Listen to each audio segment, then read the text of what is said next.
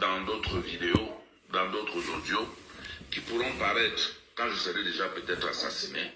Oui, ou alors si je suis encore interpellé une nouvelle. Alors, grand frère, l'affaire Ngakam, qu'est-ce qui se passe exactement avec l'affaire Ngakam?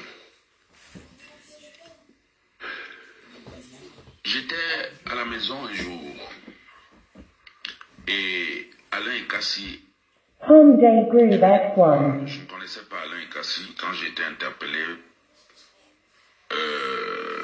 pendant plus de 2 mois, non. Bluetooth mode. Bluetooth connected. Low battery. Goodbye. Goodbye.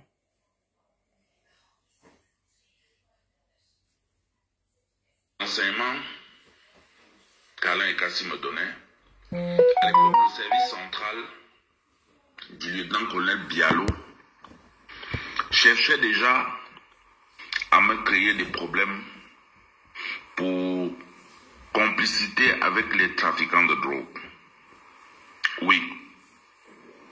Bialo, lieutenant-colonel Bialo. Je n'ai jamais voulu parler de celui-là. Je n'ai jamais voulu parler de celui-là à cause des liens étroits qu'il y a eu entre lui et moi, et surtout comme grand frère et petit frère, mais surtout à cause du fait qu'il a été commandant de compagnie à Bomban et que ma grand-mère s'est liée d'un très grand sentiment pour lui.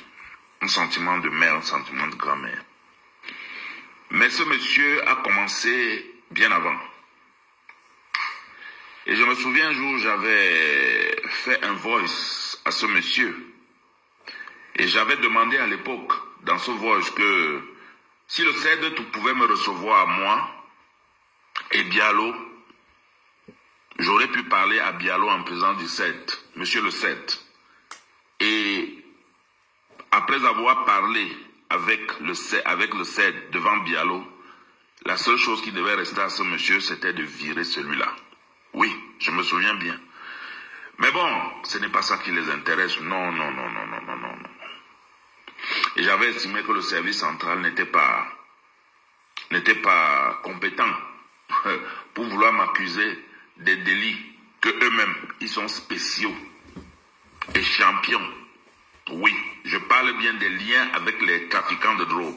Ce n'est pas moi, Mbapou. Non, non, non, non, non, non, non, non, non. Moi, je ne libère pas les trafiquants de drogue, moi. Non, ce n'est pas moi. Mais je ne veux pas mélanger les choses parce que il ne faut pas à un moment donné qu'on dise que non, Iki du coq à l'âne, non, c'est faux. Mais je rappelle déjà, parce qu'il faut que les gens comprennent d'où la haine viscérale que la gendarmerie a contre moi vient. Ça vient déjà de depuis. Et ça vient parce que j'ai eu des liens avec les mauvaises personnes en fait. Les mauvaises personnes, c'est-à-dire que des officiers de gendarmerie que eux, ils détestent. Et je me suis retrouvé là avec ces personnes. Et comme je suis quelqu'un qui a une bouche, c'est-à-dire que des gens comme moi, j'ai compris aujourd'hui pourquoi beaucoup me disaient il ne faut pas être très véridique dans la vie, il faut savoir jouer la politique. Parce qu'on est dans un monde où quand tu es véridique et quand tu es droit, les gens n'apprécient pas la vérité. Les gens n'aiment pas qu'on les regarde dans les yeux. Quand tu te comportes comme ça, tu finis par être l'ennemi public. Je n'avais pas su ça. Mais aujourd'hui, je le comprends vraiment. Alors, je vais revenir sur le sujet. L'affaire Bialo, je me suis confié déjà. J'ai déjà parlé de ça. De ce que j'ai traité avec Bialo. Oui. Parce que quand on recherche vraiment des bandits et des gangsters, il ne faut pas venir chercher ça chez Mbapou. Hein. Il faut aller chercher ça chez eux là-bas. Chez eux là-bas. Mais cette affaire, j'ai parlé de ça dans d'autres vidéos, dans d'autres audios, qui pourront paraître quand je serai déjà peut-être assassiné. Oui, ou alors si je suis encore interpellé une nouvelle fois. Parce que je n'ai que ça, les réseaux sociaux et les médias pour me défendre. Parce que je suis dans un pays où j'ai compris que quand on est un orphelin, et surtout qu'on est un orphelin dont le père et la mère n'étaient rien dans la République, on ne peut... Bluetooth mode. Bluetooth connected. Low battery. Goodbye. Goodbye.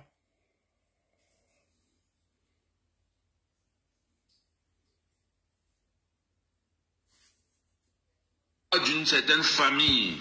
C'est le triste constat que je fais avec ce qui m'arrive à moi. Je n'avais pas su, je ne croyais pas qu'au Cameroun, on était capable de tels abus. Et aujourd'hui, certainement, sur les réseaux sociaux, si vous allez sur ma page Mbapou Parfait, j'ai deux pages. Une page Mbapou Hervé Ménard, une page Mbapou Parfait Hervé Grand Prêtre, Morazambé Grand Prêtre. J'ai une autre page Général Ramzam Kadir et tout ça. C'est-à-dire que si vous allez dans ces pages, vous ne connaissez pas quelqu'un qui défend le Cameroun et le président Paul Biya mieux que moi. Ça n'existe pas. Mes pages Facebook sont là. Vous allez découvrir l'âme de quelqu'un qui a de l'affection pour le chef de l'État et de quelqu'un qui défend son pays, un patriote. Et ce qui m'arrive aujourd'hui, c'est des choses que quand je dénonçais, parce que les autres disaient que ça existe, je refusais et je croyais effectivement que ça n'existait pas. Ce n'est pas que je savais que ça existe. C'est faux.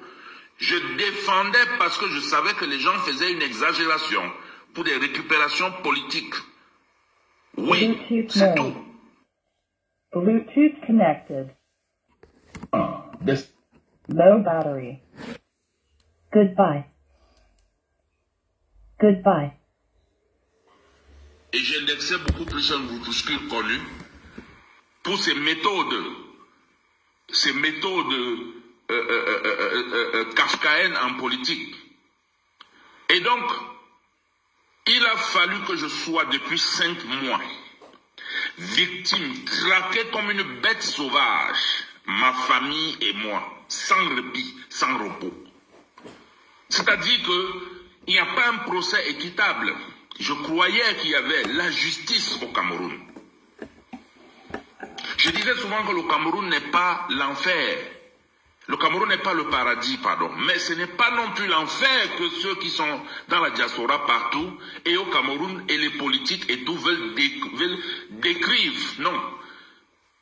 Je ne savais pas qu'on pouvait au Cameroun garder quelqu'un comme moi, malade, sans respect de ma condition physique, ni encore moins des droits de l'homme, 68 jours dans une cellule, dans des conditions inhumaines, sans qu'il ait accès à ses médecins, refuser carrément cela. Et quand ça allait prendre pendant 68 jours, on m'amenait à l'hôpital gendarmerie faire un tour. Qu'est-ce qu'on allait m'injecter là-bas? Je ne sais pas. On refusait que mes propres médecins viennent m'examiner. Si on leur pose la question demain, ils vont dire que oui, on a laissé l'urologue venir te faire les soins. Oui, parce que là, c'était un peu flagrant. Mais combien de fois j'ai demandé à voir mes médecins? Ils sont venus au groupement. On leur a dit que tu ne va pas te recevoir, il ne reçoit pas les gens, et toi, on ne veut pas de toi ici. La gendarmerie a ses médecins. Pendant 68 jours, je n'avais pas de toilette. Je déféquais sur moi. Et c'est des proches qui venaient nettoyer ces selles sur moi. Tous les gendarmes du groupement, vous pouvez leur poser la question. Avez-vous vu Mbapou un jour aller aux toilettes? Ils vont vous dire non. Mbapou était couché ici sur un matelas.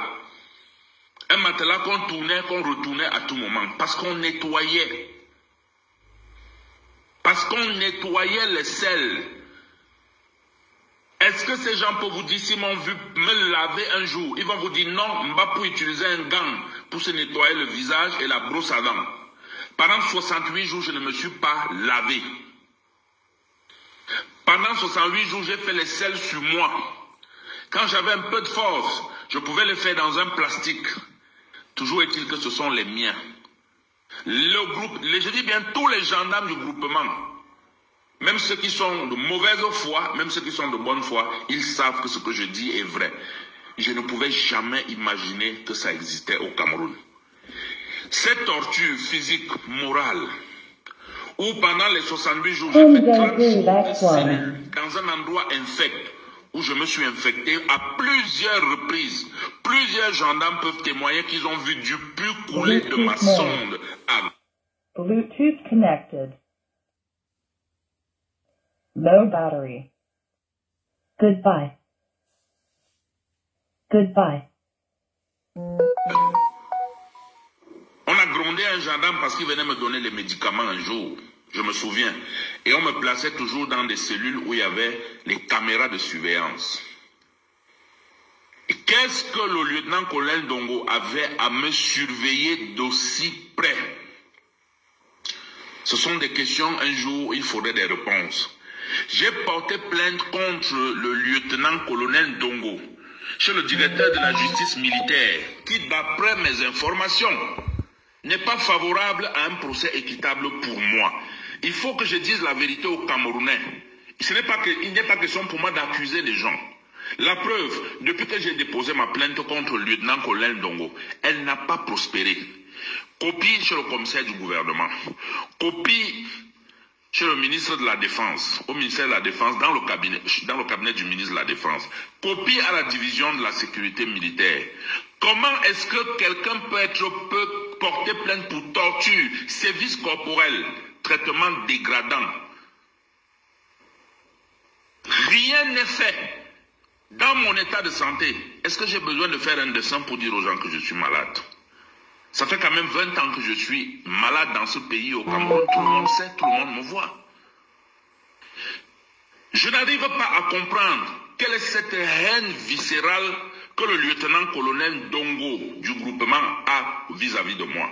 Ses faits d'armes aujourd'hui, c'est d'avoir arrêté Hervé Pafemba pour un 20 juin, chez lui à la maison, avec des gendarmes du groupement polyvalent d'intervention de la gendarmerie nationale qu'on appelle le GPIC, accompagné de boucliers en fer, des kalachnikovs, des armes de guerre. Plus de 70 personnes venues chez moi, perquisitionner le chez moi, en tirant, comme si on était sur un théâtre des opérations, en plein Yaoundé. Et un gendarme a pris 3 balles. On n'a jamais ouvert une enquête pour ça, pour savoir quelles étaient les circonstances. Parce que moi-même aussi, je suis curieux. Je veux comprendre comment les gens sont venus chez moi tirer, où j'ai failli être assassiné ce jour. On a perquisitionné ma maison de 14h à 23h avec un périmètre de 2 km à la ronde. Personne entre personne ne sort, même pas les piétons étaient interdits de passer. Qu'est-ce qu'on recherchait chez moi? Je suis un terroriste. Qu'est-ce qu'on recherchait chez moi? Aujourd'hui à Yaoundé, il y a des crimes à n'en point fini. Les taximans, les corps sont retrouvés partout. Les enlèvements et tout. Le groupement de gendarmerie n'a pas les moyens pour traquer ces gens. Mais la façon qu'on traque Mbapou et sa famille, c'est comme si on était en train de traquer Ben Laden lui-même en personne. Voilà pourquoi je dis, je ne suis pas une simple personne qu'on veut interpeller, non. Il s'agit d'un sacrifice. Les gens veulent faire un rituel avec Mbapou. Je le dis et je l'assume. Parce que les faits, et ce que j'explique, ça n'a pas de sens. Cet acharnement n'a pas de sens, n'a pas lieu d'être. Je n'ai jamais appris que pour des cas de diffamation, on porte plainte au tribunal militaire. Je ne sais pas où est la compétence du tribunal militaire pour recevoir une plainte concernant la diffamation. Et on envoie ça où? Rien qu'au groupement. Il y a beaucoup d'unités de gendarmerie ailleurs. Et j'ai porté plainte en plus contre le lieutenant-colonel Ndongo. Pour des cas de torture. La torture. Ce n'est pas la torture. On m'a mis dans des conditions inhumaines. Pour m'obliger à faire des aveux que je ne voulais pas pendant 68 jours. Un abus de faiblesse sur une personne malade à mobilité réduite. Couper de tout. Les visites. Couper des visites. Maltraiter, torturer. Est-ce que les gens savent que même la Bible, je dis bien que la Bible condamne aux condamnés à mort. Est-ce que les gens savent que même la Bible m'a été retirée au groupement pour que je passe 68 jours avec un esprit fuyant, fatigué, un esprit de suicide, un esprit, je ne sais pas comment est-ce que je peux décrire ça. Il y a des spécialistes qui peuvent le décrire. Oui, je devrais voir un psychologue aujourd'hui parce que ça ne va pas. En dehors de ma santé physique qui s'est carrément détériorée, il y a également ma santé morale, ma santé intellectuelle. Ça ne va pas. Je ne peux pas vous mentir, ce que je vis au Cameroun est un drame, c'est tragique. Je vous le dis en toutes circonstances, chers frères, chers sœurs, chers Camerounais. C'est-à-dire, avant que je ne sois sacrifié rituellement, je le dis, c'est un rituel, parce que si ce n'est pas un rituel, on ne peut pas faire tout ce qu'on est en train de faire là. L'affaire Ngakam. L'affaire Ngakam.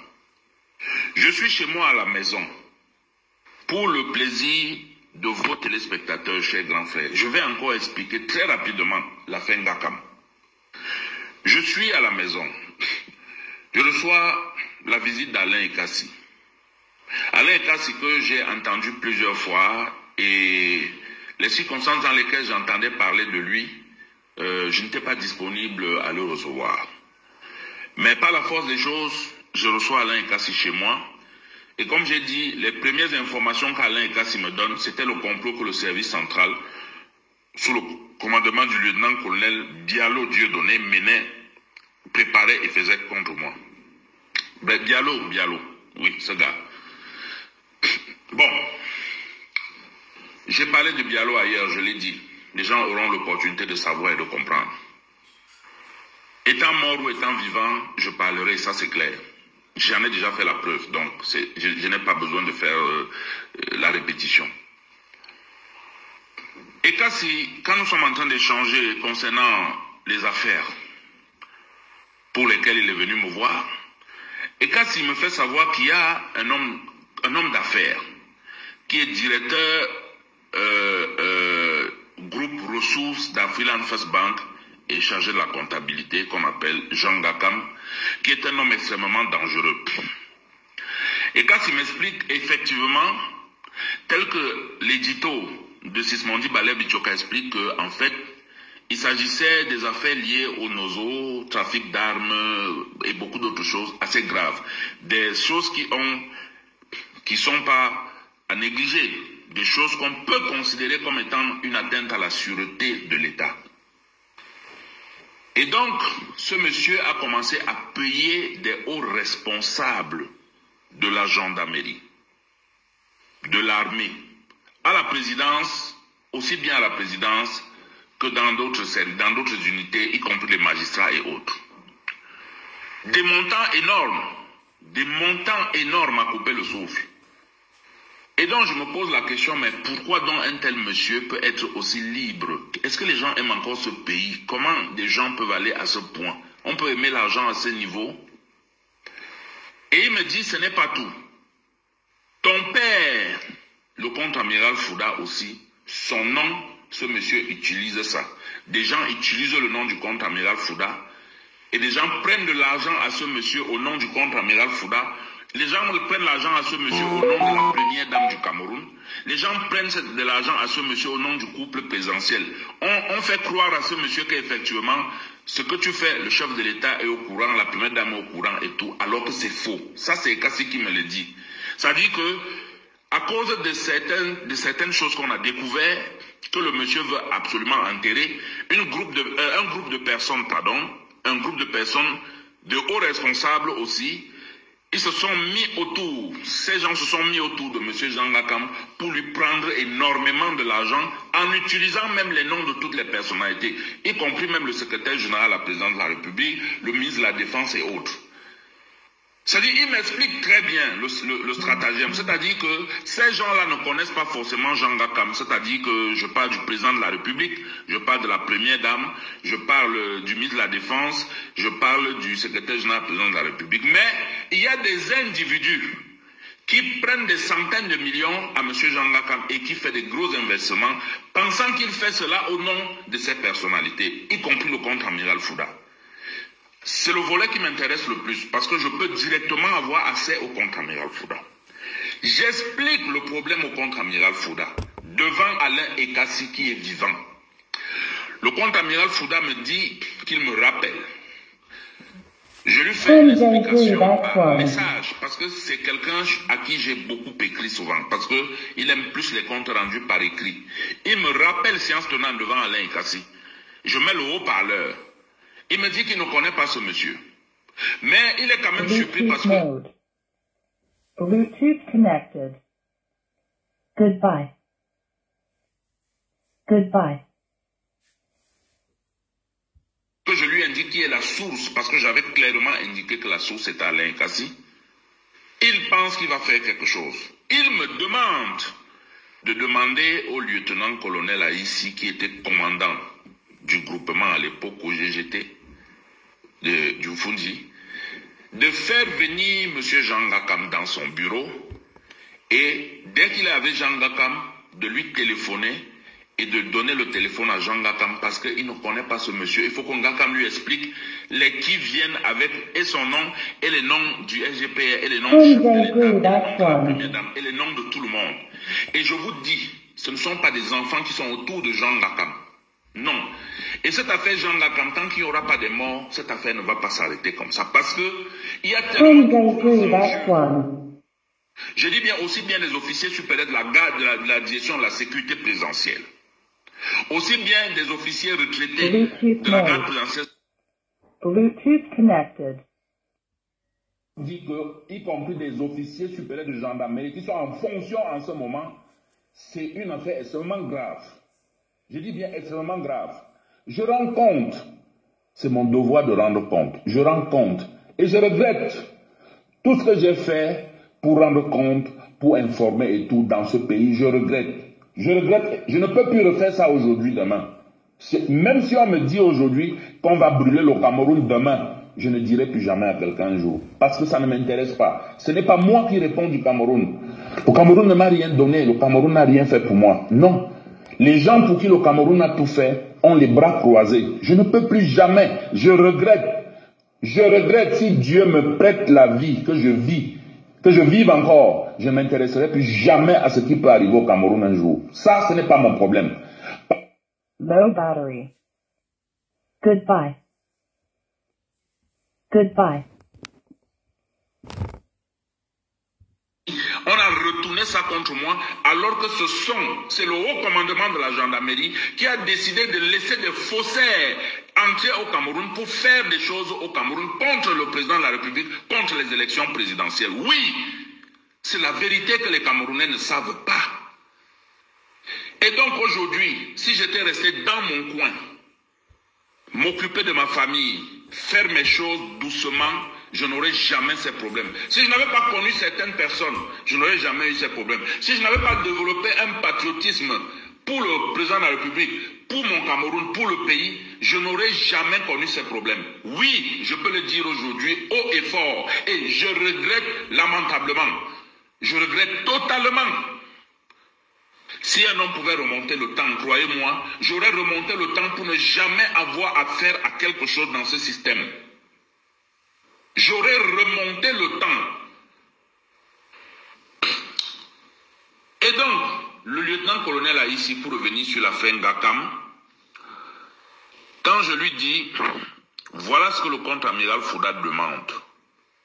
Le lieutenant-colonel a ici me dit, écoute, je ne peux pas convoquer M. Jean Gakam pour qu'il vienne et que je lui passe le contre-amiral Fouda au téléphone. Parce que si je le fais, je risque de me retrouver dans des difficultés comme ce qui se passe en face de moi chez le Collégion. Qu'est-ce qui se passait chez le Collégion? L'affaire Ngakam se trouvait chez le Collégion où Ngakam a versé 25 millions de francs CFA entre le Collégion, centre le colonel Otoulou. Entre son second, le colonel Ekani, avec la capitaine Mengwem, qui est une femme, et avec Alain Kassi et autres et tout, ça tournait toujours comme ça, une affaire de 25 millions. Le colonel m'a donc dit, je ne peux pas me retrouver dans ce sillage. Demande au contre-amiral Joseph Fouda, au vieux, comme on l'appelle souvent affectueusement, l'homme qui ne nous connaît plus là, qui ne connaît personne. L'homme qui est capable que si aujourd'hui on sort une preuve, on dit que Martinez Zogo causait avec le contre-amiral Fouda, je vous assure, il va porter plainte au corps de Martinez Zogo, je vous assure. Ou bien il va porter plainte aux enfants de Martinez Zogo. Je n'ai jamais vu un homme aussi ridicule. C'est-à-dire que tout le sommet, tous les responsables savent qui il est. Mais il pense au fond de lui qu'en faisant toute cette agitation-là, on va dire que non, il est innocent. Personne n'ignore qui est ce monsieur. Ça fait rire, c'est même une honte. Je regrette beaucoup pourquoi j'avais accepté de me mettre au contact avec ce monsieur. C'est le plus grand regret que j'ai aujourd'hui dans ma vie. Et donc, le colonel ici lui dit qu'il est mieux que lui, le contre-amiral Fouda, dépose une plainte contre Ngakam et compagnie, d'après le récit qui lui a été fait par Mwambapou. Le contre-amiral Fouda accepte de déposer la plainte. Écoutez très bien, le contre-amiral qui ne me connaît pas là.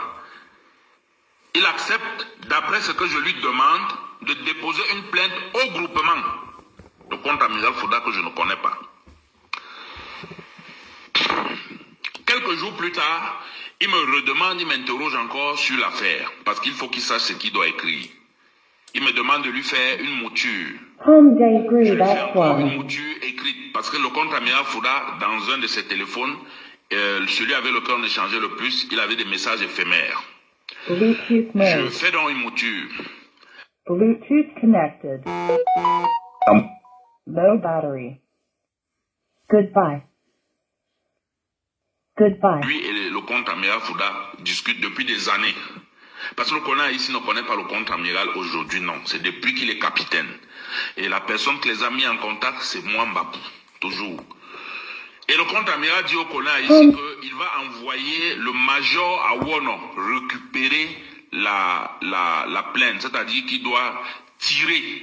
Il doit saisir et il doit donc tirer. Et le major Awono viendra récupérer la plainte. Effectivement, le major Awono de gendarmerie arrive au groupement, il récupère la plainte chez le colonel ici, il rentre avec et il ramène la plainte 3 jours plus tard. Exactement comme le contre-amiral Fouda, que nous ne connaissons pas, que je ne connais pas, avait dit à ici. Donc normalement, on devrait mettre Awono aux arrêts, puisque c'est lui qui est venu prendre la plainte. D'un inconnu, certainement, qu'il a envoyé. Ce n'était pas le contre-amiral Fouda.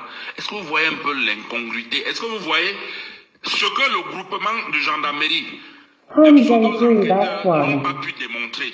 Ils ont balayé du revers de la main parce qu'il faut faire plaisir à un homme et parce qu'il faut manger du mbapou. C'est tout.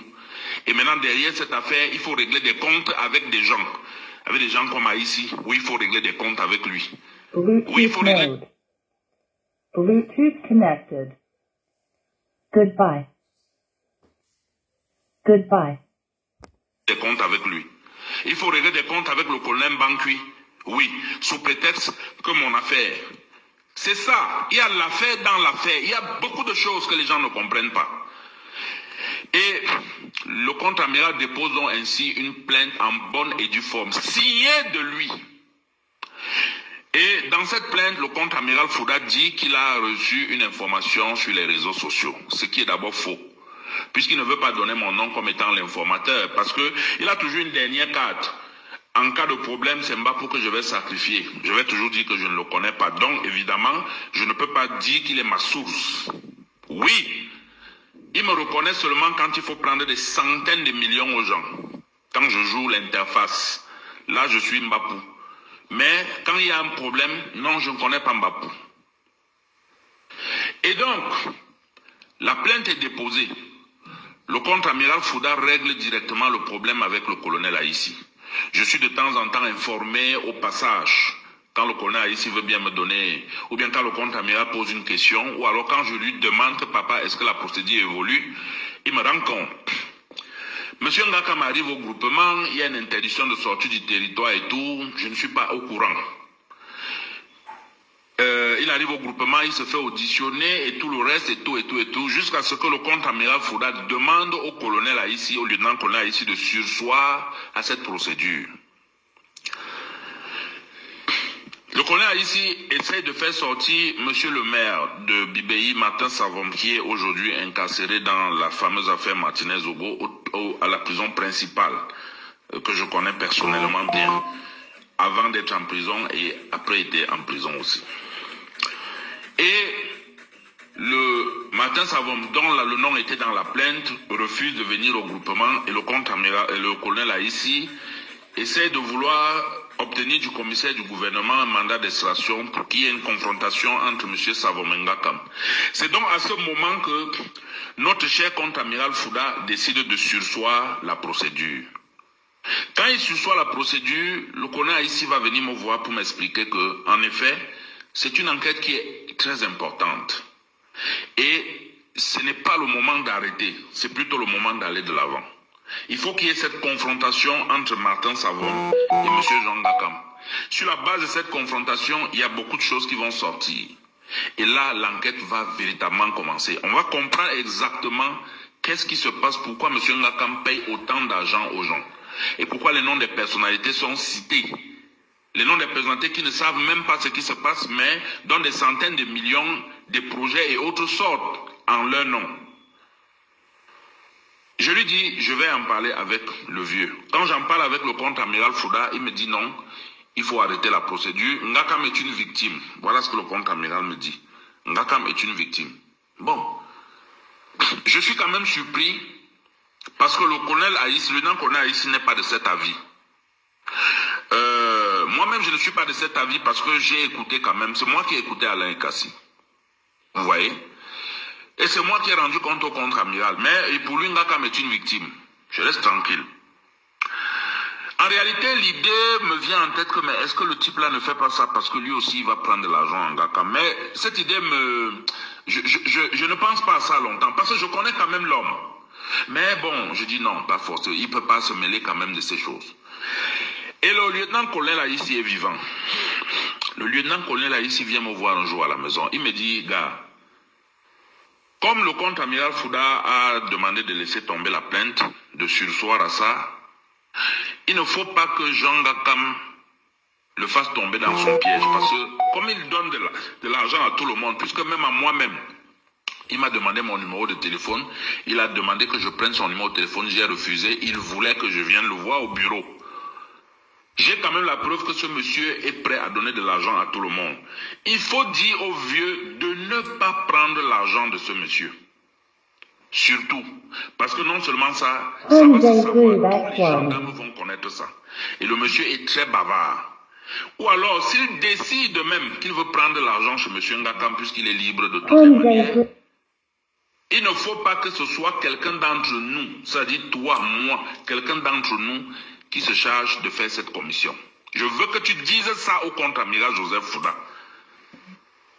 Ce que je dis là, je suis prêt à prendre la main, je pose sur la Bible, même devant qui et à n'importe quelle heure pour confirmer, et le colonel, le lieutenant-colonel ici est vivant. Bluetooth connected. Ça me dit non, lui non. Low battery. Goodbye. Goodbye. Il dit qu'il a reçu un message du lieutenant-colonel à Tangana à Vom. Il me lit le message pendant que nous sommes au téléphone. Le message disait, mes respects, amiral, je suis le lieutenant-colonel R. À Tangana Vom, je voudrais vous rencontrer et tout. Soit c'est pour l'affaire Ngakam, il avait précisé que c'est l'affaire Ngakam, ou alors il avait dit que c'était une urgence, mais c'est en fait pour l'affaire Ngakam. Et c'est ce jour que je lui pose la question que mes papas, lieutenant-colonel R, qu'est-ce que ça veut dire? Il me dit non, R signifie simplement retraité. Et je lui fais même, j'attire son attention en disant que mes papas, pourquoi le lieutenant-colonel là vous tutoie?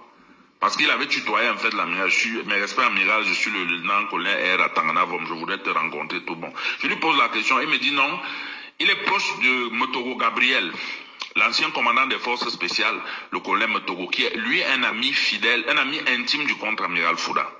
C'est connu de tout le monde. Et que c'est lui qui lui a donné le numéro. C'est ce que le contre-amiral me dit, que c'est Motogo qui lui a donné certainement le numéro, mais il ne va pas s'occuper de cette affaire, il va demander à Motogo de dire à ces gens de ne plus s'approcher de lui. Moi, je reste tranquille. Quelques jours plus tard, le contre-amiral Fouda m'appelle et me demande de lui donner le numéro de mon petit frère. Monsieur Issom, comme il appelle toujours très, très respectueusement. J'envoie le numéro, il appelle effectivement Issom dans la nuit. Et Issom m'appelle pour me dire que vraiment grand frère, je ne vais pas être là demain parce que le vieux m'a donné une course. J'ai quelques courses à faire pour lui. Je dois récupérer un paquet ou 2 paquets. En fait, j'ai une course à faire pour lui. Je lui dis, il n'y a pas de problème. En fait, le contre-amiral ne me donne pas cette mission. C'est parce que c'est la première fois quand même qu'il donne un tel travail à mon petit frère. Quand il envoie mon petit frère, c'est un truc simple. C'est-à-dire, c'est moi qui lui donne l'argent que j'ai reçu, que j'ai perçu, pour qu'il aille le donner, pour qu'il aille déposer quelque part. Donc, c'est quelque chose que n'importe qui peut faire. Mais là, c'est la première fois qu'il donnait toute une course à mon petit frère, y compris le transfert d'argent à l'extérieur. En fait, l'amiral voulait me tenir à l'écart pour que je ne sache jamais ce qui se passe. Et il avait choisi mon petit frère parce que ça fait quand même 9 ans qu'il me connaît. Il connaît très bien que mon petit frère Donald Issom, c'est quelqu'un qui est taiseux. C'est quelqu'un qui ne parle pas. Non. Il peut faire quelque chose ici, il va, il vient, il ne parlera jamais, même à quelqu'un, parce qu'il n'est pas d'abord de nature très bavard. Et l'amiral le sait. Et il a choisi donc la bonne personne. Et qu'est-ce que monsieur Donald fait comme course pour le contre-amiral Fouda? Il va chez un monsieur récupérer la somme de 45 millions. Et quand il récupère les 45 millions, il a ordre d'envoyer 10 millions à Dakar. Et c'est ce qu'il fait. Mais sauf qu'il est buté parce qu'avec le système de restriction monétaire, dans les banques, les envois et toutes ces agences, il y a un montant qu'on ne peut pas sortir et il y a un montant qu'une personne ne peut pas recevoir. Donc celui qui recevait l'argent à Dakar, M. Nadirou Diallo, ne pouvait recevoir que 2 millions sur les 10 millions.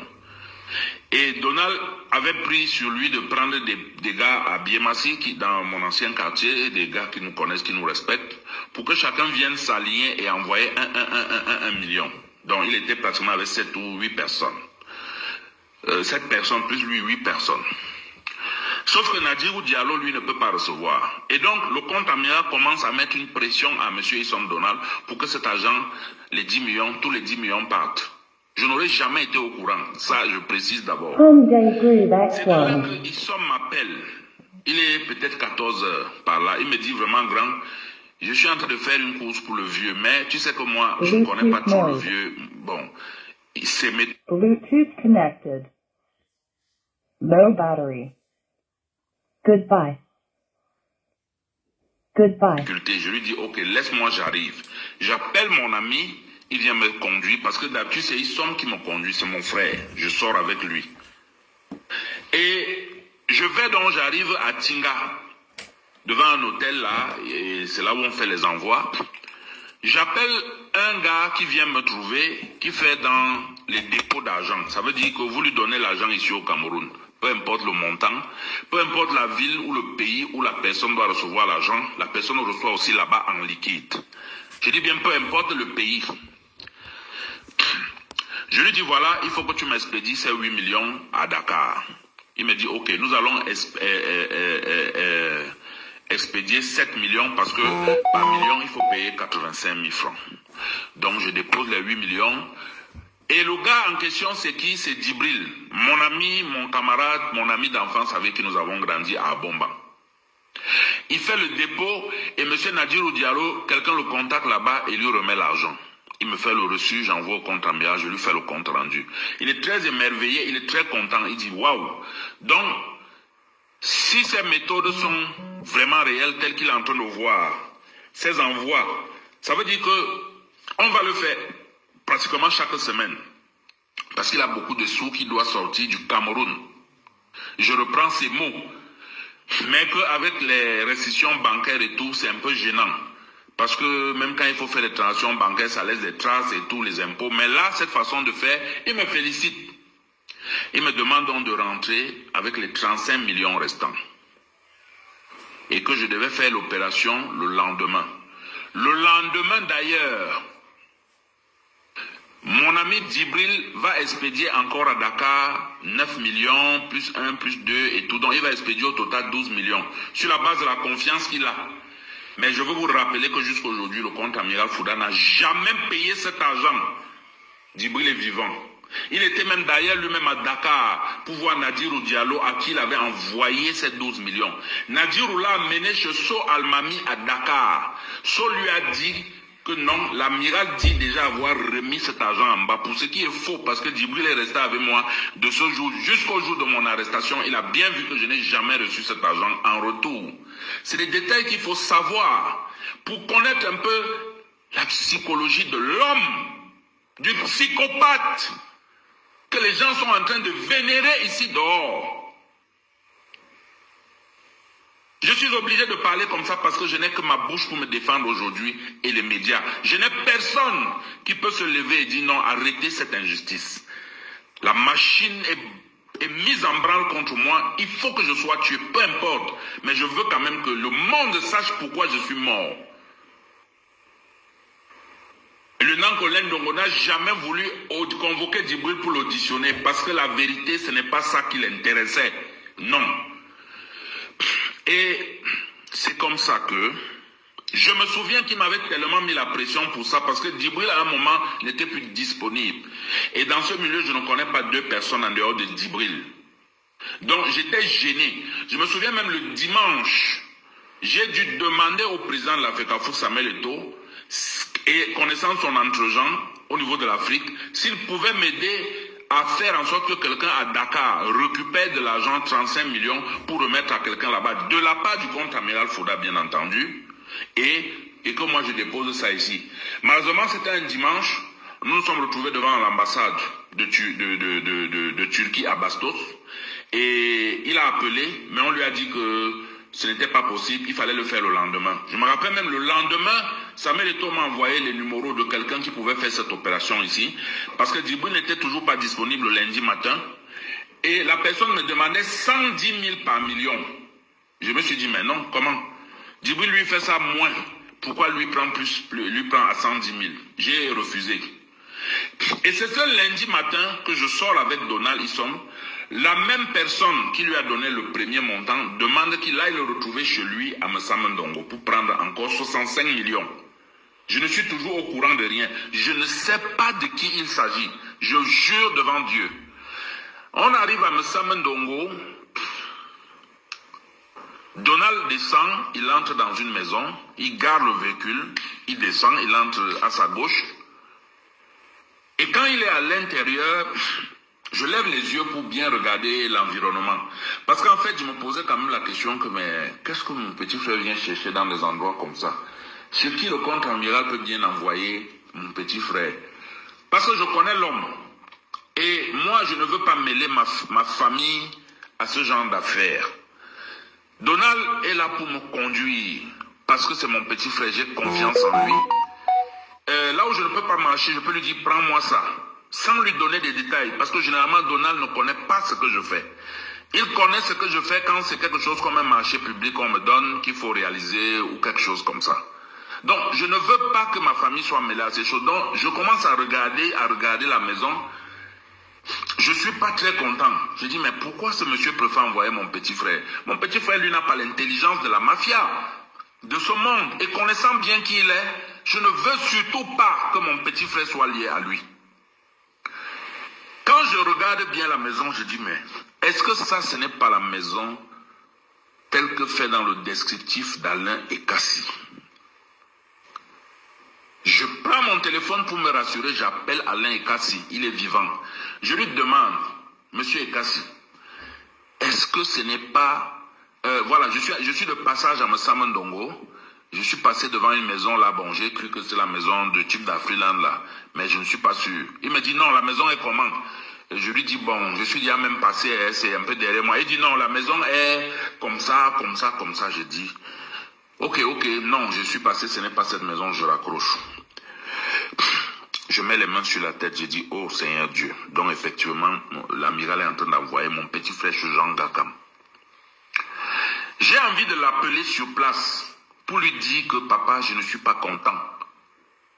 Je vous avais dit que si vous voulez véritablement prendre l'argent de M. Jean Gakam, vous le faites. Mais le colonel ici, le non-colonel ici, qui est quand même gendarme, patron de la ville de Yaoundé, à l'époque des faits, connaît un certain nombre de choses. Il m'a dit de vous dire de ne pas accepter. Mais que si vous voulez accepter, que ça ne vienne pas de quelqu'un d'entre nous, notre cercle à lui et moi, c'est-à-dire même mon petit frère. Et vous savez, chaque fois que le lieutenant qu'on a ici dit quelque chose, croyez-moi, sur 10 choses qu'il a dites, moi j'ai l'expérience et l'honnêteté de reconnaître parce que j'ai vécu ça. 8 se passe toujours comme il dit. Et le fait que ce soit mon petit frère, ça m'a tellement choqué. Parce que pour mes petits frères, je suis comme leur père. J'ai ce sentiment d'ailleurs. J'ai toujours cette envie de les protéger, de les couvrir pour que quelque chose de mal ne leur arrive pas. Donc vous comprenez ma colère. Mais je me dis, si je l'appelle, il peut s'en prendre à mon petit frère parce qu'il va peut-être se dire que c'est mon petit frère qui m'a dit, ce qui est faux. Je supporte, quand mon petit frère Donald sort, on démarre, on prend la route. L'amiral, je ne parle plus. Mon petit frère me demande, mais boss, pourquoi tu ne parles pas? Qu'est-ce qu'il y a? Je te vois, tu as changé. Je lui dis, Donald, est-ce que tu sais où tu étais? Il me dit non. J'ai dit, est-ce que c'est la même personne de la commission de vendredi? Il me dit oui, puisque nous sommes le lundi. Je lui dis, tu sais, le conseil que je vais te donner, c'est que quand l'amiral te donne une commission, prends la peine de me détailler avant de commencer la commission. Ne fais jamais plus quelque chose sans me dire. Au besoin, tu m'appelles, je t'accompagne. Tu connais que je n'aime pas un certain nombre de choses. Je ne veux pas vous mêler à certaines choses. Je connais la fin de ma relation avec ce monsieur. Elle sera certainement un jour tragique. Je ne veux pas que vous succombiez, que vous subissiez les représailles et tout ça. Il faut toujours vous mettre de côté. Je lui dis, est-ce que tu sais que le monsieur chez qui tu es en train de partir là, où nous sortons là, il s'appelle Ngakam Jean. Mon petit frère tombe de nuit, ne croit pas. Il dit que non, ça le vieux a fait suspendre la procédure. Je dis que c'est lui. Il a fait suspendre la procédure parce qu'en fait, il a vu en Ngakam aussi le puisoir, celui qui doit lui donner de l'argent. Le contraire m'aurait étonné que ce monsieur devait entendre que Ngakam donne des centaines de millions aux gens et que lui aussi ne devait pas prendre. Donc ça veut dire que depuis le début, même quand on lui a donné l'information, l'objectif n'était pas de rechercher une quelconque vérité, c'était de prendre l'argent à Jean Ngakam. Et quand l'amiral m'appelle, il me demande si on a fait l'opération des 35 millions avec Djibril. Je lui dis non, mon général Djibril n'est pas disponible. Il me dit bon, est-ce qu'ils sont allés là où j'ai demandé? Je lui dis bon, je ne sais pas, moi je suis dans la voiture, c'est lui qui conduit, descend, il entre, mais il était quelque part, vous pouvez lui demander. Il appelle le petit aussi lui dit non. L'amiral même, je pense, n'était pas content que je sois allé avec mon petit frère. Mais bon, mon petit frère a bien dit que je n'étais pas au courant, je ne sais pas, puisque je reste dans la voiture. Et il dit, bon, les 65 millions que vous avez pris, plus 35 millions, ça fait 100 millions.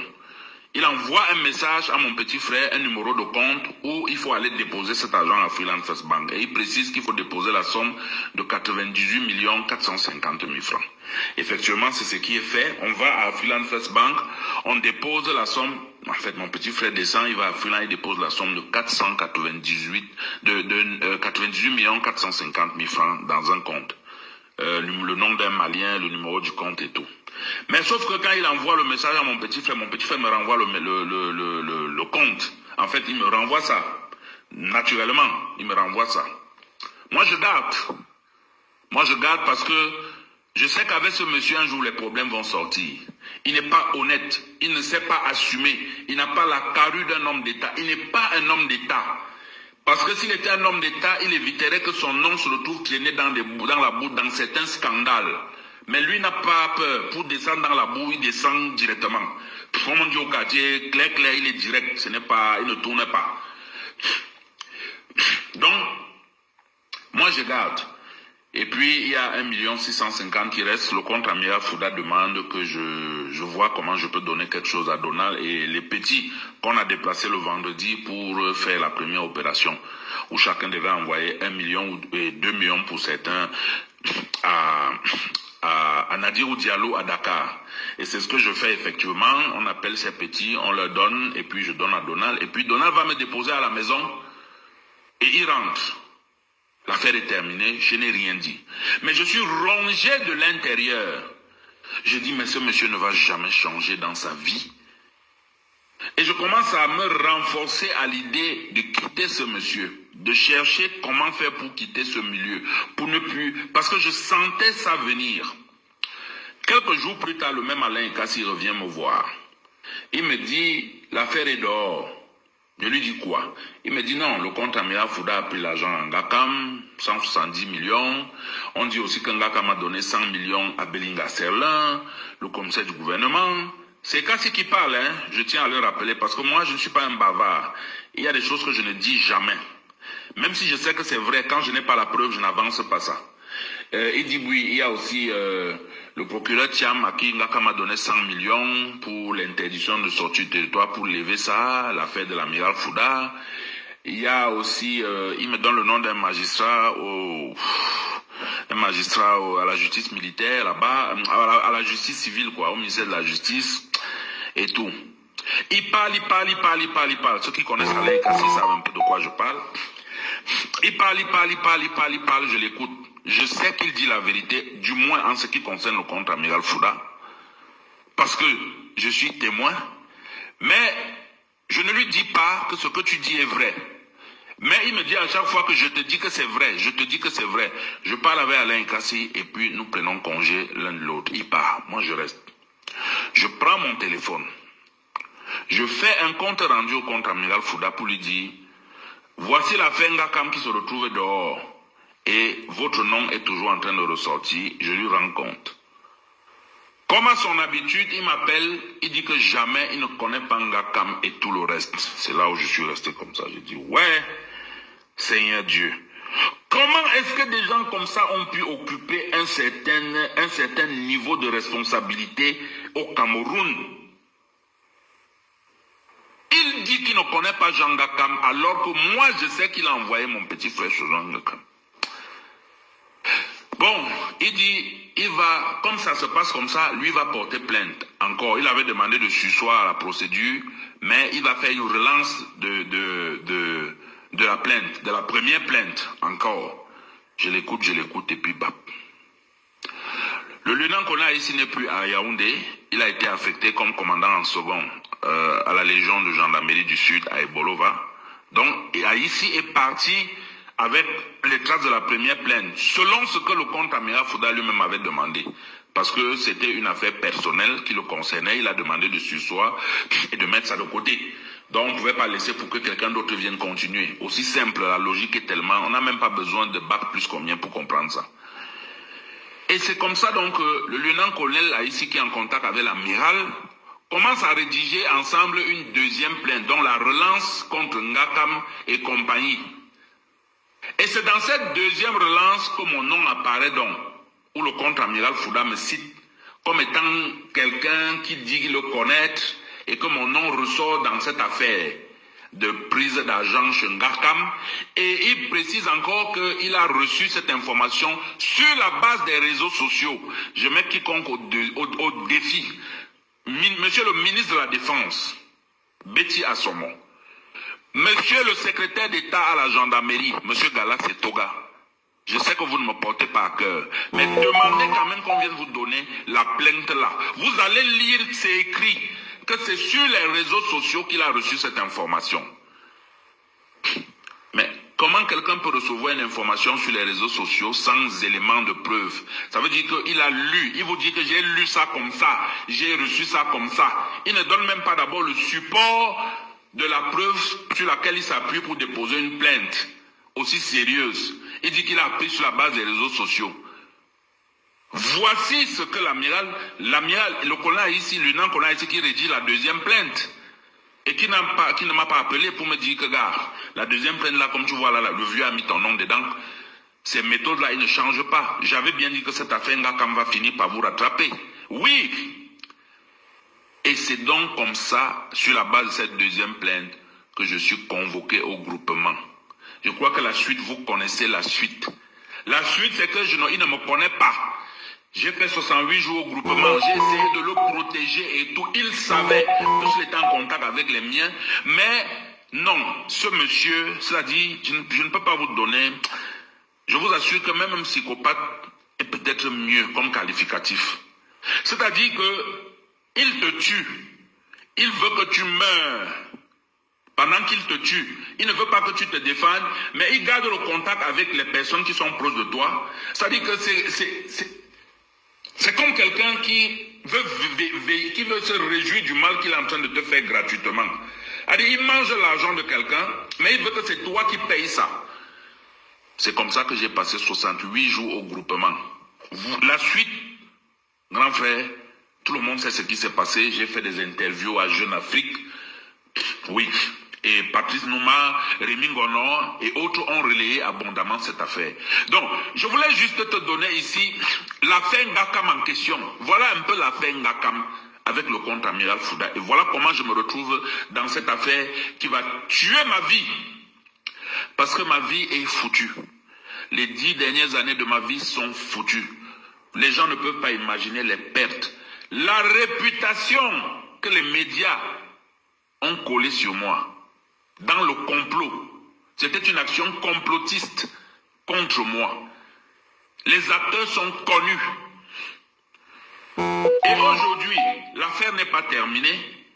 On a envoyé des gens en prison en les présentant comme les chefs de gang et tout le reste, avec des accusations mensongères, des gens qui ne se connaissaient pas.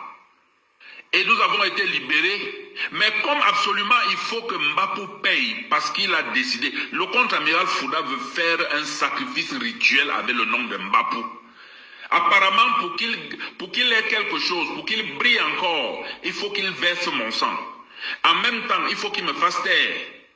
Oui, il faut qu'il me fasse taire pour que je ne dise pas, peut-être qu'il est très intéressé par ce qui se passe au palais là.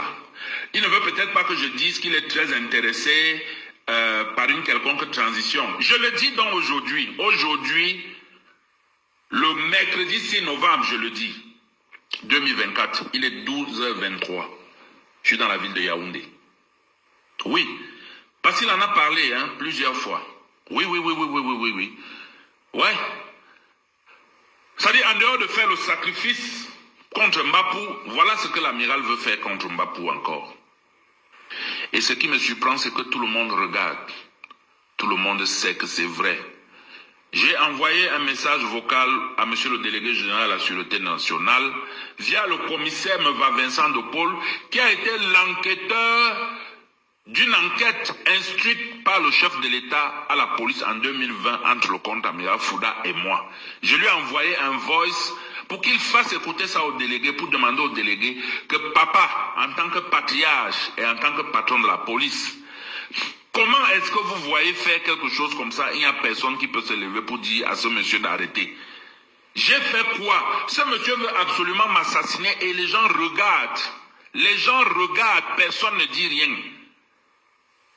Personne ne dit rien. Finalement, je dois croire que qui veut donc m'assassiner? Qui veut me laisser assassiner? Mon champion, Paul Biya, le président de la République que je soutiens, c'est sous son régime qu'on est en train de me traiter comme ça et personne ne fait rien. Personne ne fait rien. Toutes les personnalités de la République avec qui j'avais des liens ou que j'ai des liens, des personnes haut placées au niveau du renseignement, tous sont au courant de cette situation, mais je vous jure, personne ne met sa bouche dedans. Je dis bien, personne ne met sa bouche dedans. Le commandant de la garde présidentielle est au courant de ce qui se passe. Je lui ai fait le compte rendu à travers quelqu'un parce que depuis que je suis sorti de prison, je n'ai même plus son numéro de téléphone. Puisque mes téléphones sont toujours bloqués au tribunal militaire. Comment pouvez-vous expliquer que mes téléphones sont bloqués pendant 5 mois? C'est l'enquête de quoi? Du terrorisme? Mes voitures sont bloquées parce que c'est le contre-amiral Fouda qui a demandé qu'on arrête mes véhicules.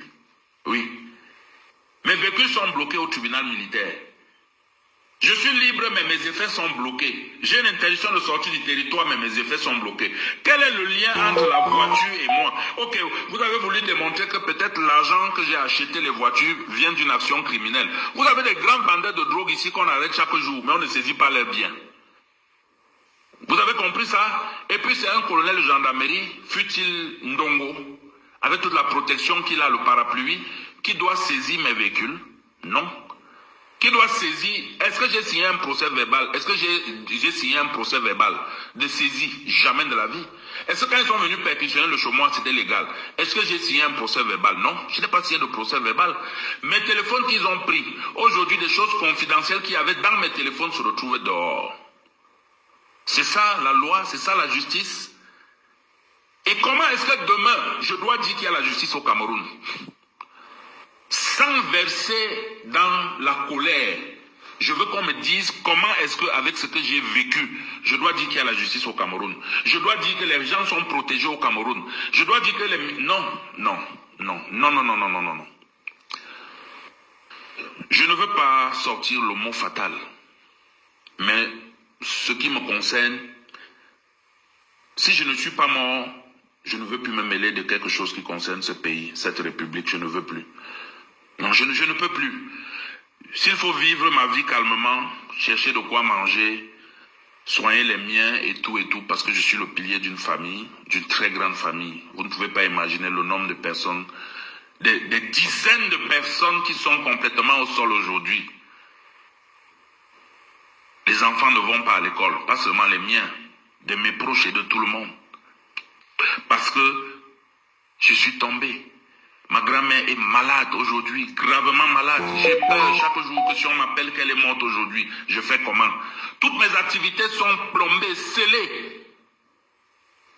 Le paiement bloqué. Mes paiements à moi pour des marchés livrés sous fonds propres. Des marchés que j'ai perdus parce que j'ai été interpellé. Des marchés que j'ai perdus avec de l'argent investi mais perdus. Des activités que j'ai commencé à mener qui ne peuvent plus être rentables et je ne peux plus récupérer l'argent, c'est perdu. Je suis aujourd'hui plombé de dettes. Je suis incapable de me soigner. Je vis dans mon pays comme un rat, comme une souris. Et puis demain on va venir me dire que moi je dois me lever pour dire qu'il y a la justice au Cameroun. Non, je ne peux pas. Je vous assure, ce n'est pas possible. Non, ça n'existe pas. Je me rends compte que j'ai attaqué les mauvaises personnes hier. Oui. J'ai dénoncé ce qui n'était pas vrai. Et je comprends aujourd'hui pourquoi sur les réseaux sociaux les gens avaient ma haine. Quand on me voit avec une belle chaussure, une belle voiture, on ne sait pas que je bosse pour avoir ça. Pour les gens, oh c'est le régime qui te paye, voilà pourquoi tu défends ce régime, tu es prêt à tout pour ce régime.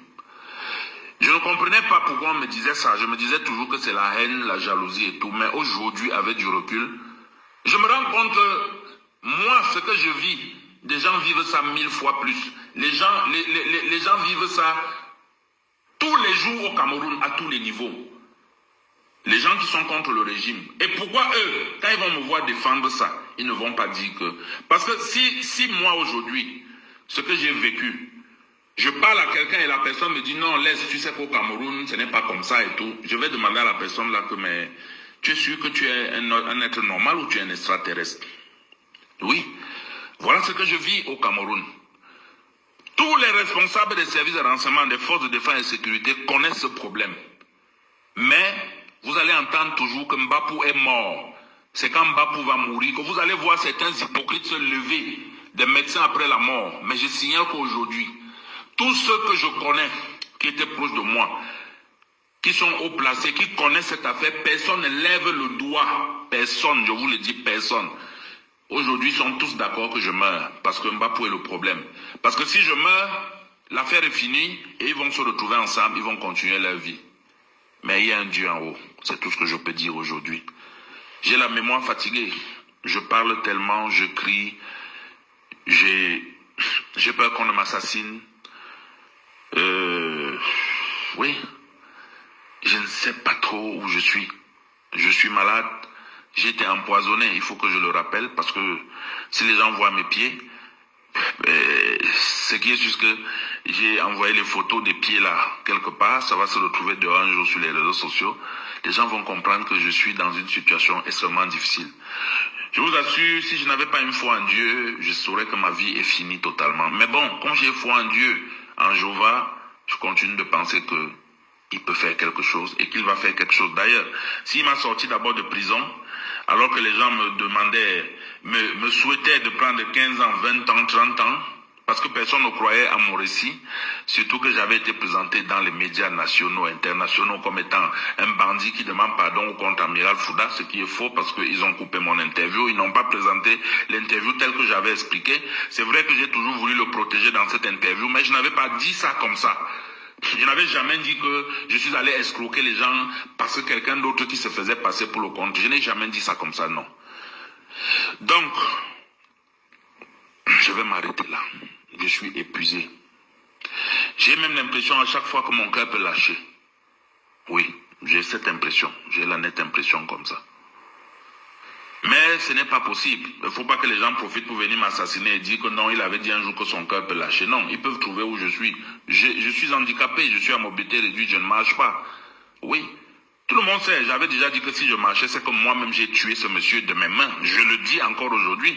Et il est évident que tant qu'il est vivant, ma vie n'a plus de sens, je suis en insécurité. Mais je prie Dieu de tuer ce monsieur. Je ne sais pas pourquoi il ne le tue pas. Je ne sais pas. Ce monsieur ne mérite pas de vivre. Il a fait tellement du mal. C'est un homme souillé de sang. Il doit mourir. C'est ce que je dis. Je demande à Dieu, tue ce monsieur. Je ne sais pas pourquoi Dieu ne tue pas ce monsieur. Qui ne va pas arrêter de me pourchasser tant qu'il sera en vie. Malheureusement, je dois reconnaître que mon état physique ne me permet pas d'engager le combat. Je vais chuter en disant quand même quelque chose. Les généraux en Syrie, en Ukraine, en Russie, en Israël, en Turquie. Ah voilà, il y a des vrais généraux là-bas qui mènent des combats, des stratégies, qui luttent pour le pays. Mais ici au Cameroun, on a totalement un général qui n'a qu'un seul combat. L'escroquerie, l'arnaque et fait arrêter les enfants qui travaillent pour les jeter en prison. Et aujourd'hui, son véritable combat, là où il sort les muscles transpirant à grosses gouttes de sueur, c'est qu'il faut que Mbapou meure. Quelle honte, ô Seigneur Dieu Tout-Puissant. Quelle honte. Quelle honte. Je comprends pourquoi quand on lui dit qu'il n'a pas de diplôme militaire, il peut devenir fou. Oui. Quand les gens lui disent ça, il peut devenir fou. Vous avez suivi un boss là où il se justifie en me disant qu'il est un grand officier, peu importe tout ce que les gens disent. Oui, mais c'est ça, c'est pour ça, parce que... c'est fait d'armes même, c'est quoi? Dieu va secourir le Cameroun un jour. Dieu va secourir le Cameroun. Bluetooth connected. Low battery. Goodbye. Goodbye. J'ai foi, je reviendrai à la résurrection des morts. C'est ma foi là-bas. Mais un jour, Dieu fera payer aux gens le mal qu'ils font aux autres. Dieu fera payer aux gens. Ils verront comment leurs enfants vont devenir à cause du mal qu'ils font aux enfants des autres. Oui, c'est tout ce que je peux dire là.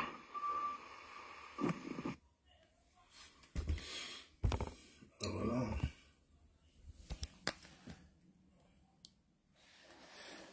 Ah, bah voilà, hein, vous avez écouté, ça c'est les confessions du parfum Mbapou, que tout le monde connaît bien sur la toile, avec son ami le contre-amiral Fouda. Vous avez écouté comment un civil parle à un général, comment un civil est au sommet de l'État et dans l'appareil étatique. Voilà dans notre Cameroun. Voilà notre Cameroun où les gens ont été à l'école, ont fait toutes ces autres hautes études-là et qui finissent à faire le benchiki. Voilà notre Cameroun, on ne s'indigne pas. Malgré tout ça, est-ce que vous avez vu les gens sortir? Non, ils ont noyé le poisson.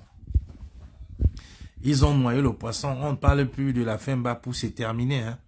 C'est terminé, la fin Mbapou est terminée. Il a fait ses 6 semaines en prison. Il est sorti. On n'en parle plus. C'est l'histoire ancienne aujourd'hui. C'est l'histoire ancienne. Voilà. Ils ont noyé le poisson, ils ont créé des buzz. On a passé le temps à en parler. Et l'histoire Mbapou est terminée. Les jeunes sont sortis au Cameroun pour dire il n'y a pas de route, il n'y a pas d'eau, il n'y a pas d'électricité. On nous a donné l'argent du Covid, vous avez volé. Et on les a arrêtés, on les a mis en prison. Les prisons du MS, ils sont encore là. D'autres, on a donné 7, 5, 6 ans de prison. Certains même sont morts, comme Rodrigue Dagueyo. Voilà, Longuet. On a encore bastonné récemment, on l'a tapé. On l'a martyrisé, on a tout fait. Et qu'est-ce qu'on a vu? Ils ont commencé encore avec la stratégie de pourrissement pour ne plus parler de ça. On ne parle plus, c'est terminé là. Ils veulent tout entre leurs amis ici en diaspora qui commencent à insulter Longuet, qui disent n'importe quoi pour qu'on oublie. Alors que tout le monde devait se liguer avec cette tortue étatique instaurée par l'État. Parce que là, M. Banqui est encore au pouvoir, encore en fonction. M. Tabala encore en fonction. On devait tous se réunir derrière Pas derrière longueur, mais derrière cette cause-là, la torture. On devait tous être solidaires derrière cette torture pour condamner son régime. Mais tu vois, vous voyez, ils ont encore commencé avec le buzz, la théorie du pourrissement. Bonjour à toi, ma sœur Fadil Jamal. Il faut pas lâcher. Parce qu'aujourd'hui, on ne lutte pas pour longueur, on lutte contre les tortures instaurées par le régime de M. Biya. C'est de ça qu'il est question. Hier, j'ai vu des artistes, avant-hier, j'ai vu des artistes se mobiliser. Il faut 4 000, 5 millions de vues, 10 millions, 50 000 vues. J'ai vu pour la première fois des Camerounais se mobiliser pour Prince Aimé, pour la musique.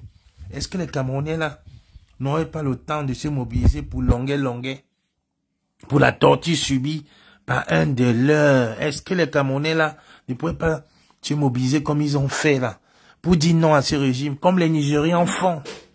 Voilà encore hier, à la falaise d'Embo, à la plaine d'Embo, à Sancho, la falaise de Tchang, où on a eu un éboulement de montagne, on a eu un éboulement de terre. Des gens venus secourir se sont encore retrouvés ensevelis par la terre.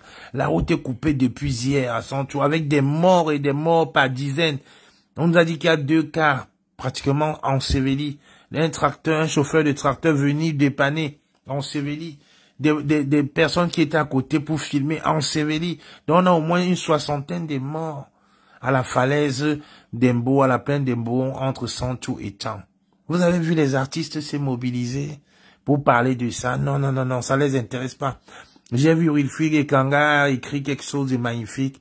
Il a dit, si on pouvait se mobiliser comme ça et se mobiliser pour les véritables revendications, mais alors je lui ai dit, viens faire ça ici au Cameroun. Viens faire ça ici au Cameroun. Vous restez là-bas, ben, vous nous dites qu'on se mobilise. Comme si, en se mobilisant pour la route, pour les tortues, ce n'est même pas pour eux, c'est pour vous, les gars. Ici en Europe, il y a les routes, hein.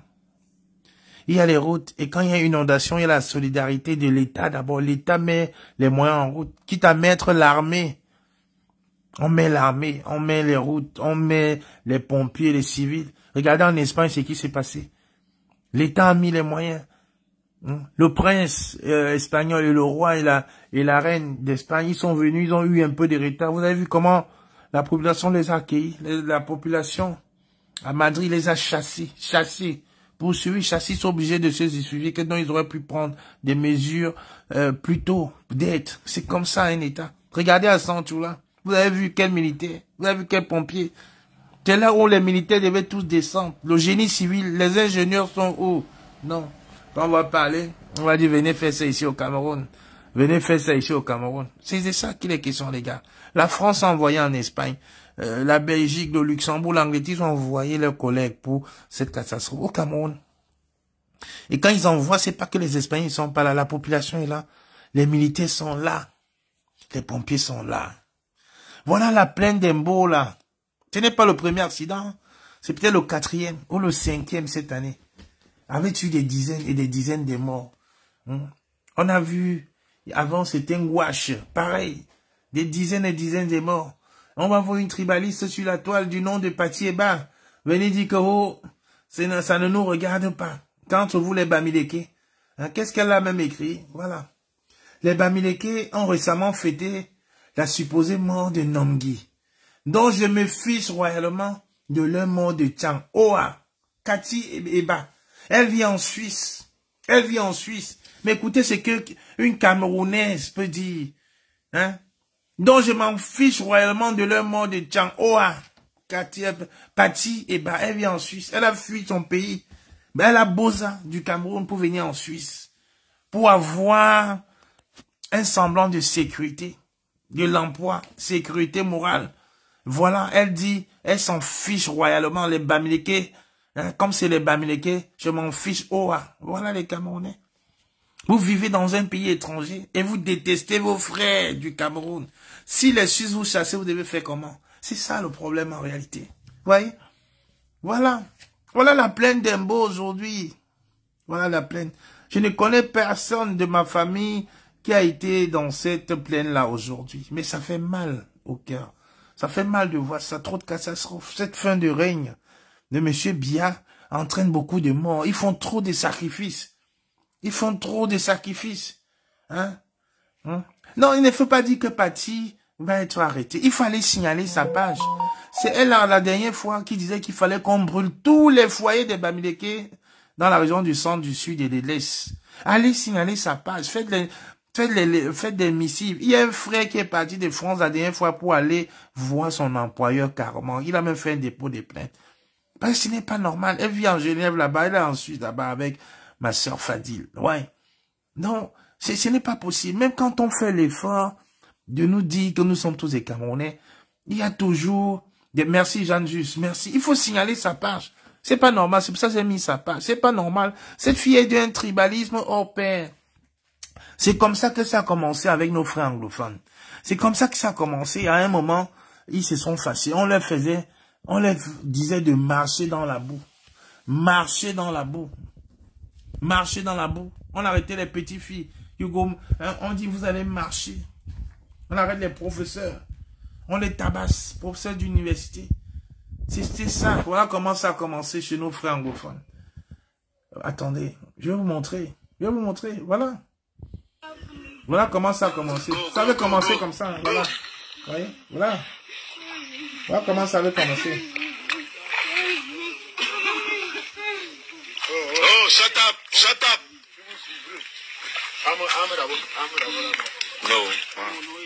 Voilà comment ça a commencé. Fais vite. Hein, prends ce que tu fais la vidéo là. Il faut tremper les seins. Même les seins. Voilà. Moi, Bobby, pour Wata. Allez. Bobby, ça Wata. Écoutez les Camerounais parler aux Camerounais, c'est incroyable. Avance. Parce que vous allez aller laver vos culs la côte, mais vous ne plus sortir. Avancez.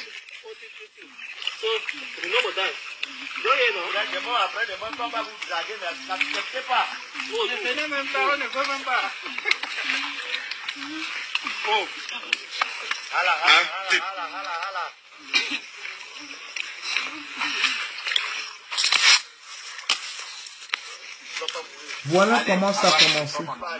C'est tellement horrible de voir ça. C'est 5 minutes de supplice pour nos jeunes filles anglophones.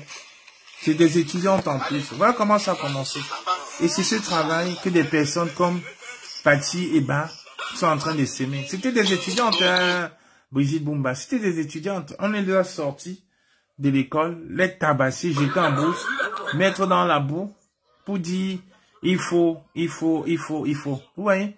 C'est comme ça. Si vous ne faites pas attention, je vous assure, le Cameroun là va se transformer en véritable Rwanda. Ils ont une armée. Ils ont une armée sur Facebook, une armée sur TikTok. Ils ont une armée de tribalistes. Voilà ce que les gens racontent là. Quand on va parler du Ghana n'est pas tribaliste. Ils ont une page TikTok. Modèle, voilà, vous voyez, la même partie, ils sont sur TikTok, ouais, ils sont sur TikTok, voilà, c'est pas, allez signaler cette page, voilà la page, ils sont sur TikTok, regardez. Ils sont sur TikTok, voilà, voilà la page.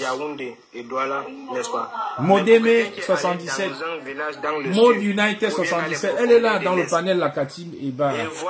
Ici, dans ce panel, voilà son nom, Ekan Eba. On te prend comme un enfant du village. Voilà. Tu vois. On sait que tu es venu travailler ton argent. Moi, on partait faire les installations solaires que tu vois un peu partout au Cameroun là. On a commencé ça à Mekonso chez Bekolomba. Mais vous arrivez, vous êtes venu travailler votre argent. Une maman ne peut pas dormir, dans le village sans demander que les enfants qui sont venus là ils sont sur TikTok, H24. C'est tout ça qui m'avait marqué. H24 sur TikTok. Je demande que pourquoi il y a il faut signaler ces pages, que ce soit sur Facebook ou sur TikTok. Mode United. C'est tellement difficile. C'est que vos parents, on n'est pas sortis du même endroit quand même. Nous sortons d'Égypte. Tu vois, nous sortons de loin d'Égypte. Et vous sortez du Soudan. Donc au niveau culturel même, c'est pas la même chose. Les peuples que tu as cités là, centre, est, littoral, ils sont accueillants. Vous, dans l'ADN,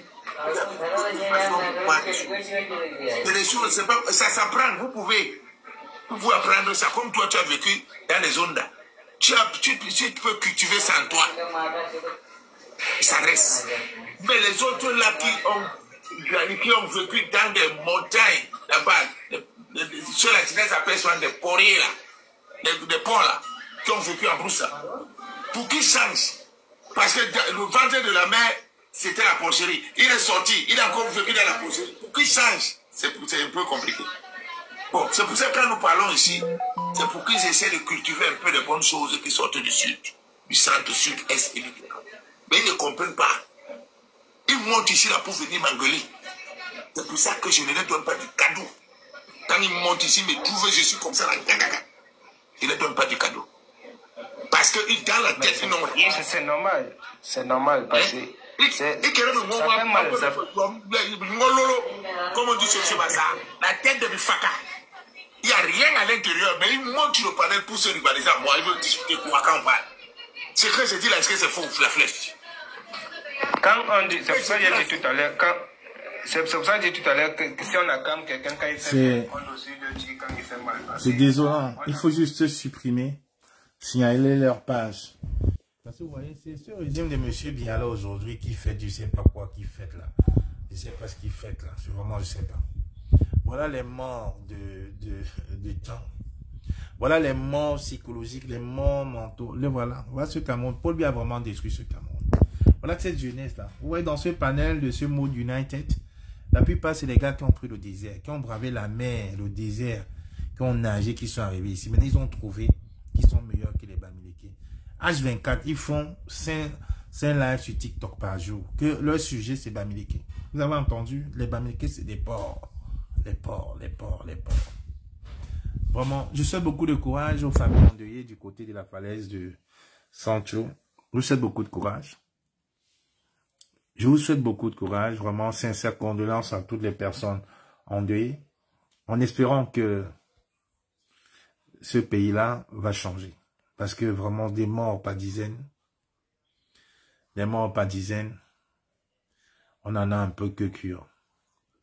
C'est incroyable. Incroyable. Pauvre Cameroun. Pauvre Cameroun, pauvre Cameroun. Je vous souhaite une bonne soirée. Bye bye. Cameroun la panthère.